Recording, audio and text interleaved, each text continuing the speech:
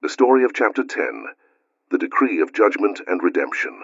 In the celestial realms, the chaos on earth had reached a tipping point. The cries of the righteous, overwhelmed by the corruption brought by the fallen watchers and their offspring, the Nephilim, rose up to the heavens.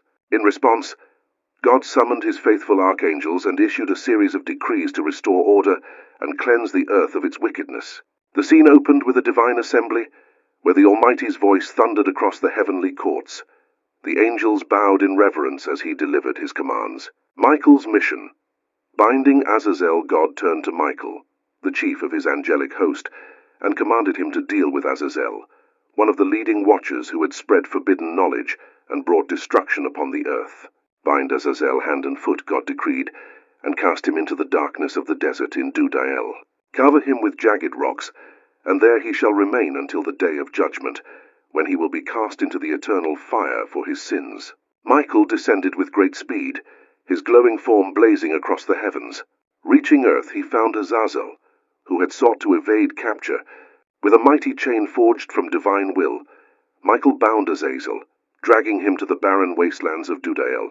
There he imprisoned him beneath sharp stones, ensuring that Azazel's influence would no longer poison the world. Gabriel's charge, ending the Nephilim next.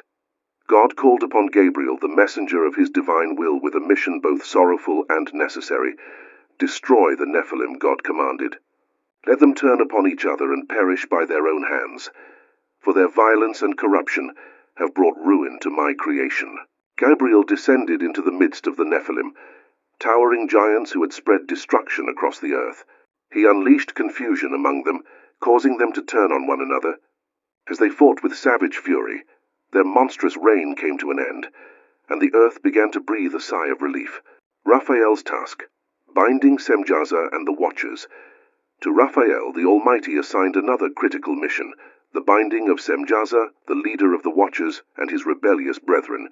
Take Semjaza and his companions, God commanded, and bind them in the valleys of the earth until the time of judgment. Their punishment shall be an eternal reminder of the consequences of forsaking their heavenly duties. Raphael descended with divine authority, rounding up the Watchers who had corrupted humanity with their forbidden teachings. Semjaza, realizing his fate, tried to flee, but Raphael's strength was unmatched.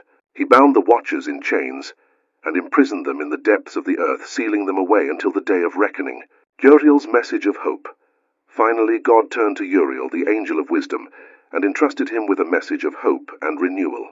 Go to Noah, God said, and tell him of the coming flood that will cleanse the earth of its corruption. Instruct him to build an ark to save his family and the animals, for they will repopulate the earth once it is purified.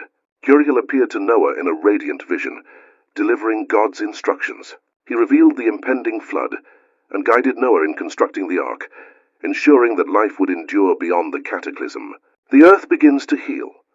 As the archangels carried out their missions, the earth began to heal. The influence of the fallen Watchers and the violence of the Nephilim were eradicated.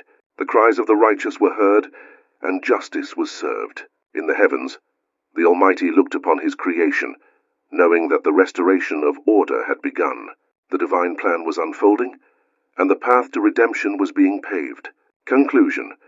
Chapter 10 of the Book of the Watchers is a powerful tale of divine justice, highlighting the unwavering commitment of the heavenly host to uphold God's will. It reveals the balance of judgment and mercy, a theme that resonates throughout the ancient texts, as the righteous are protected and the wicked face the consequences of their deeds.